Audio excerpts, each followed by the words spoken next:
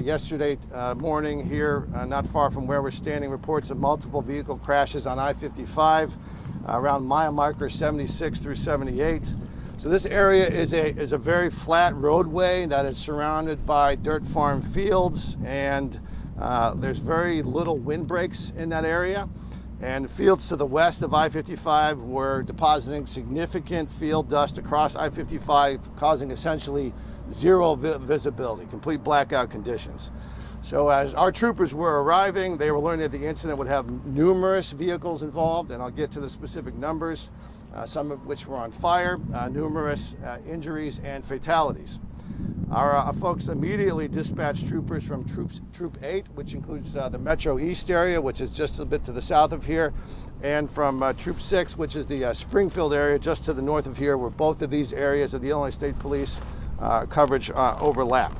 Along with a variety of units from our Special Operations Group, and they began to search for the injured, provide for care, and coordinate with IDOT and other responding agencies to stop and reroute traffic. So ISP dispatched in excess of 40 troopers, and in addition, and I'll go through the list as well, many of our other agencies from around the area, Fire Risk Services, EMT, Illinois Department of Transportation, others responded to the scene.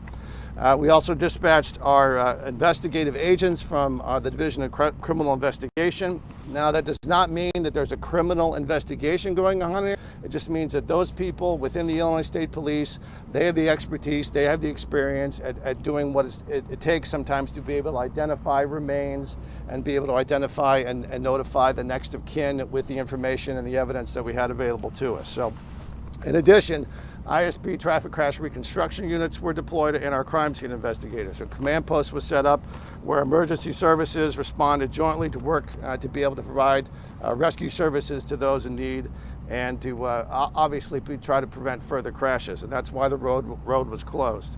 Ultimately, what we are aware of, the Illinois State Police, is that there are at least 37 reported injuries.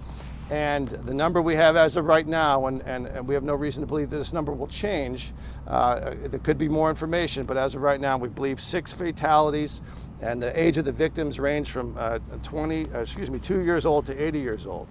We are also aware of 72 vehicles involved in the crash. Now, I put an asterisk by that in terms of 72.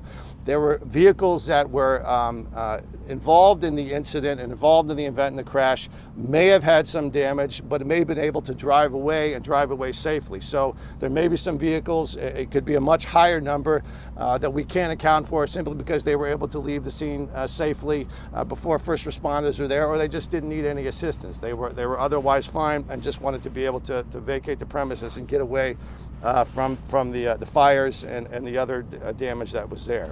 So I-55 closed approximately that time, and around 6 this morning, after a tremendous amount of work by our folks in the Illinois State Police and our partner agencies, the road was able to be opened up again this morning at around 6 a.m. So we are currently working with the Montgomery County Coroner's Office to positively identify fatality victims. So due to the severity of the crash and the fire, we are required to activate our crime scene services and traffic construction unit, and we are working with our special agents to help identify them and use the techniques that we have when we are investigating criminal investigations to be able to link the information we have to surviving family members. So at this point, we do have, of the 6 fatality, 1 confirmed, and we have 3 that are tentative. And 1 name has been released by the coroner's office. You all should have that. The 3 other tentative identifications, we're obviously not releasing their names yet at this point, but we believe we are communicating with family members, and we're using a variety of techniques and investigative capabilities to be able to confirm that these are in fact their family members that are the victims. Now, here's where we need your help, and this is where we need to use the power that you all have to be able to communicate to the wider world. We have 2 unidentified victims. We have 2 individuals who, as of yet, remain unidentified, and we're needing information from the public or potentially from family members or from witnesses or anybody who may know anything about the identities of these 2 individuals. We want to make sure their family, the people that are out there that are their loved ones that are concerned about their whereabouts, that we're able to provide some closure and proper identification of who these two victims are. And I want to put out just some very general information, and this is frankly all the information we have at this point as we continue to investigate. One of the unknown victims that is yet to be identified. We believe the vehicle that individual's remains were found in is a blue Chrysler 300. The registration information, that type of identifying information, is not yet been able to be ascertained because of the condition of the vehicle. In addition, we have a deceased occupant of a Hyundai. Again, the color is we're not quite sure yet, and the vehicle and the specifics of the vehicle are not yet identified.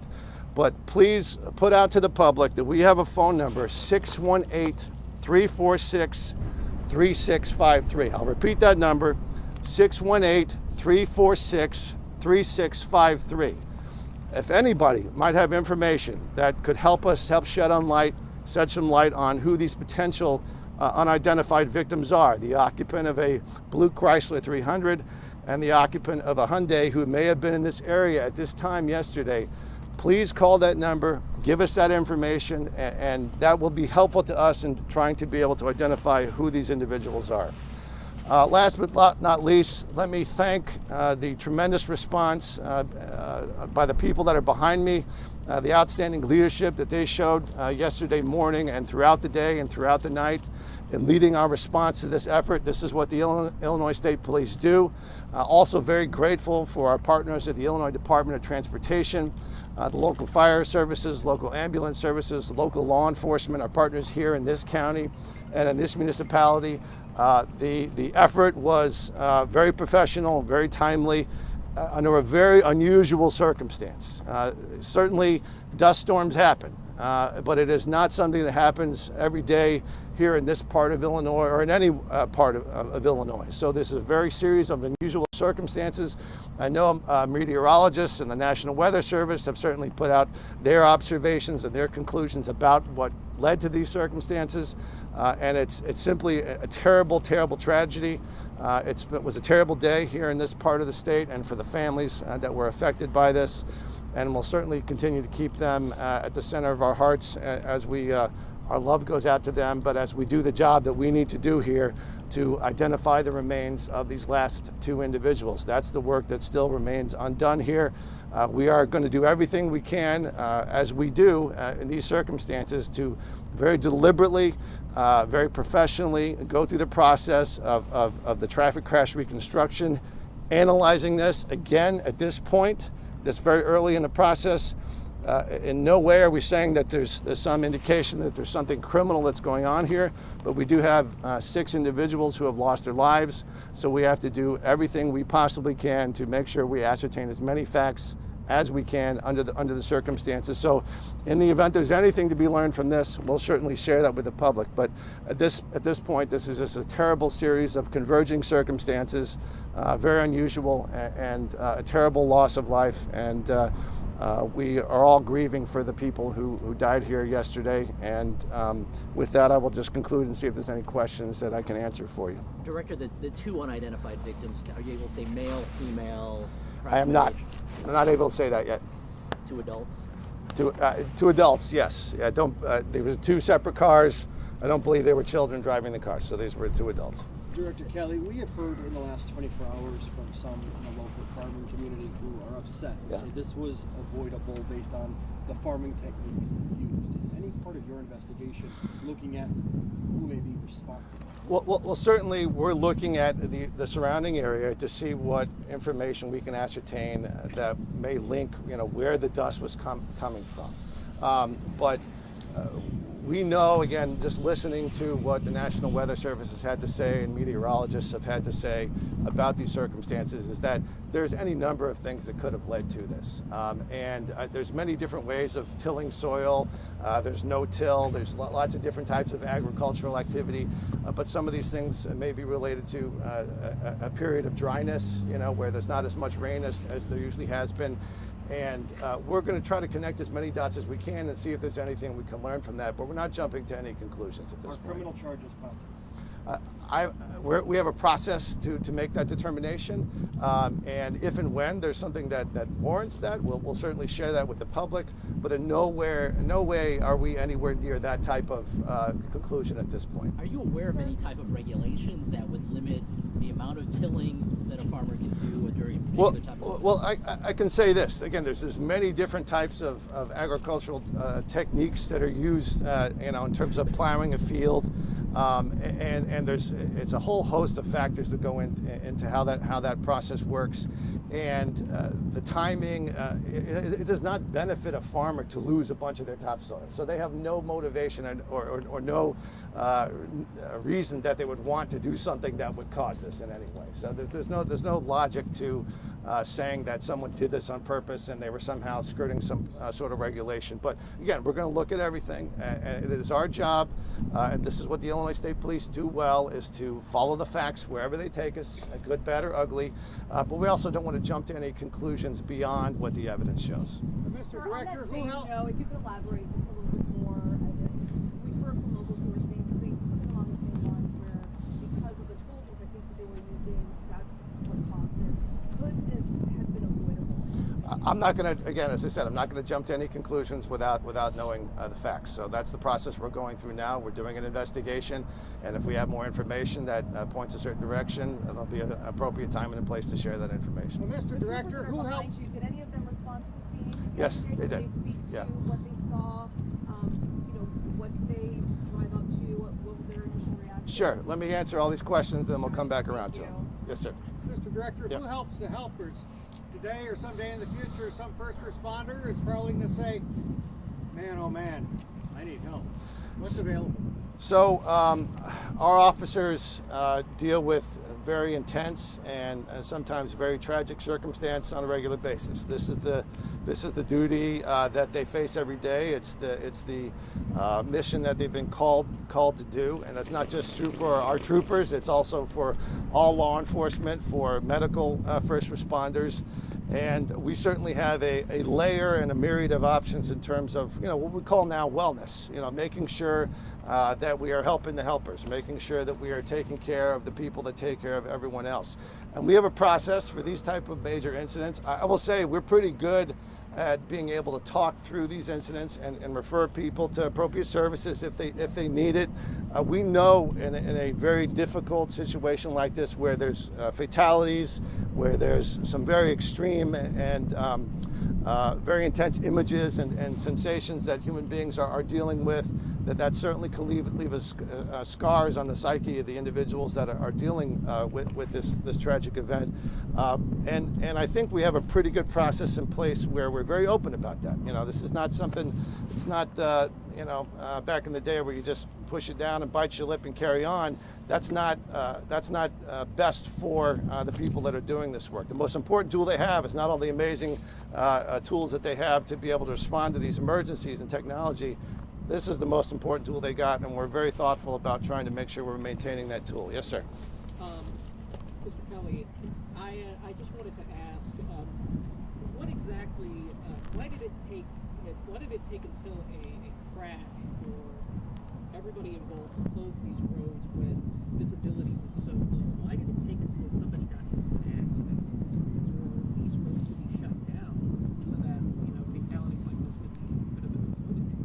Well, I don't think we have any evidence at this point that there was any reason to have shut the road down. It is a pretty extreme thing to shut a road down. We do that during blizzards. We do that when we have hazmat or circumstances like this, and the parameters for shutting a road down are not always predictable in a sense. Just the weather is not always predictable. So at this point, there's nothing to indicate that IDOT or ISP or anybody had any information that warranted shutting a road down. Now, we are certainly looking at the timeline for what the weather warnings were.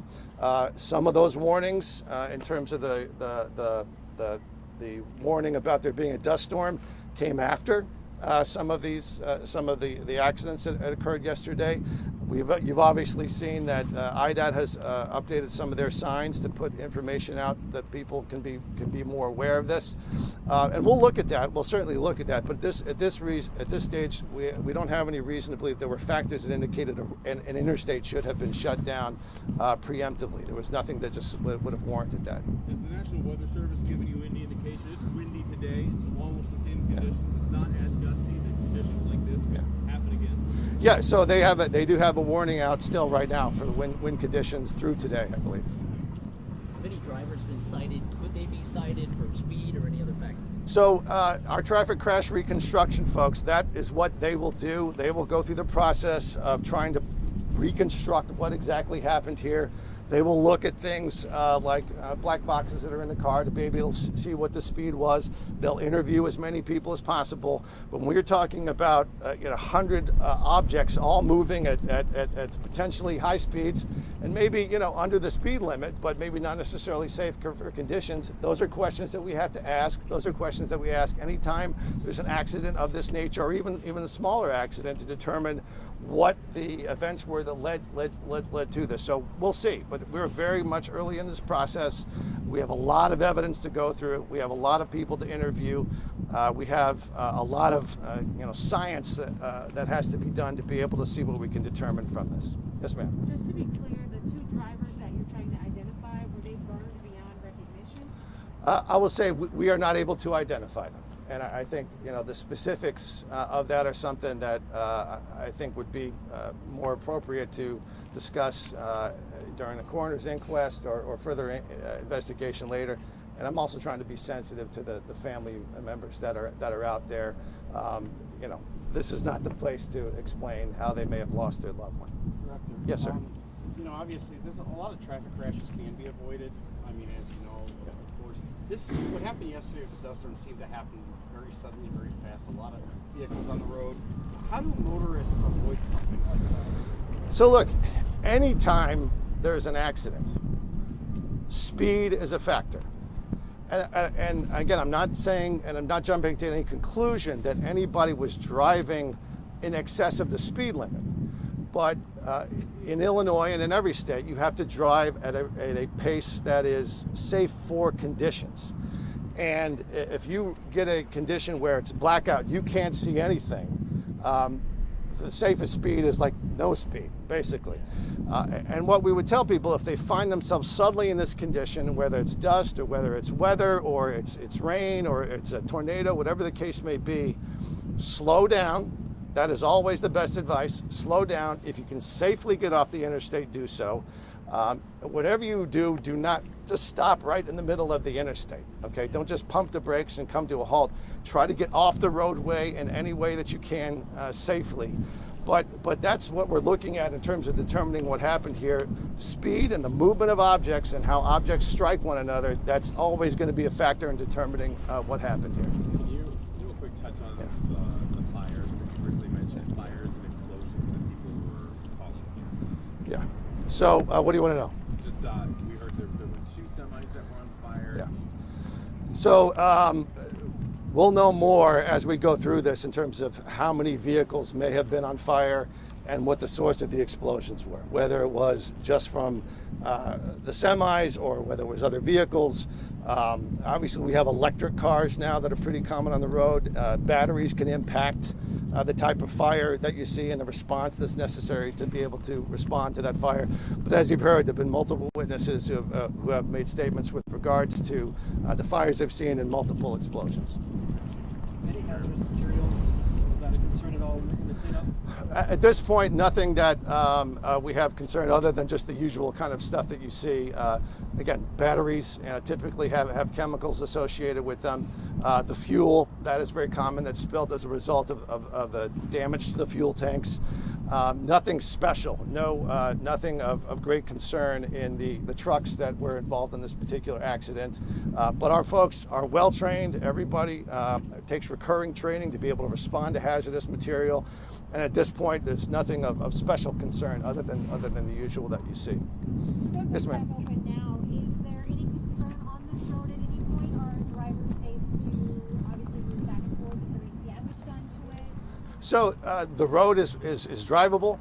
But again, we would warn motorists to be very aware of the weather, aware of driving conditions. That is not just today, and that is not just yesterday, and that is not just on this part of the road. Any time you're on the highways or byways of this state or in any state, you need to be aware of your surroundings. You need to drive in a way that is safe for the conditions. And if the conditions change, you need to change the way that you're driving. You saw some video, it seemed like the interstate still had a little bit of, whether that was soot or char or something on that. Is that's safe to drive through? Or? Yes, yeah. Okay. There's no, the roads would not be opened if we hadn't verified the ability to safely drive through them. We go through that process before we open them. What else? Now, did you have, you had a question? Sure. Who wants to volunteer? Owen, go ahead, bud. Say your name and spell it. My name's Chris Owen, CHRISOWEN. I'm with the Division of Patrol with responsibilities for our patrol troops throughout Illinois. What's your rank, please? I'm a lieutenant colonel, sir. Oh, okay.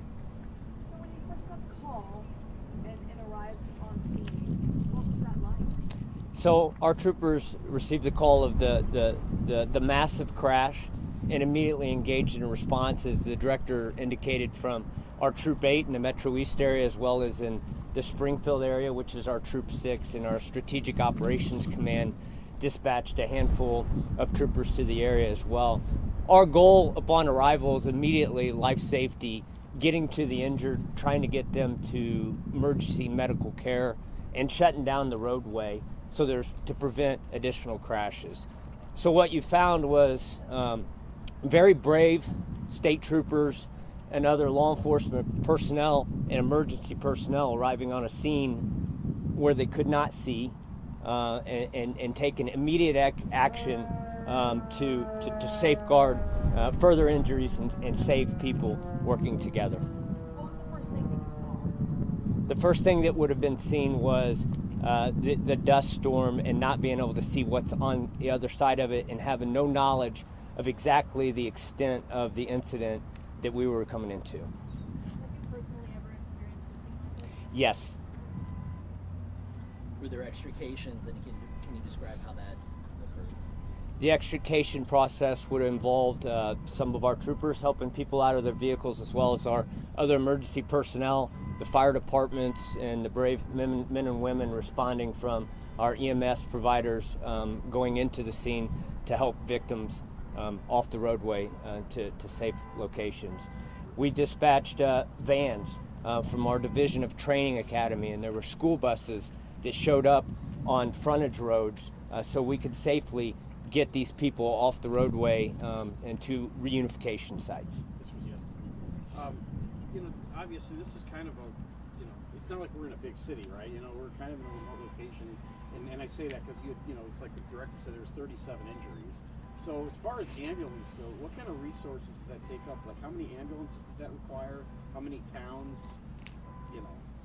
So the emergency response from the region was significant. All resources were exhausted. Multiple helicopters would arrive to the scene to transport the injured, as well as the various ambulance companies.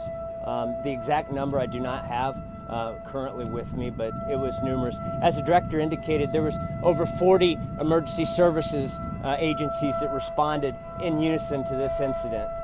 And without that response, there would have been potentially further injury.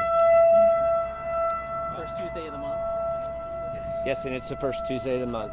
So, thank you, Director. Thank you. We got our PIO here, and again, as soon as we get information, we will share the information. That's our obligation to you, and we will try to be as responsive as we possibly can. Anything else from anyone? Okay, great. Thank you all. Thank you.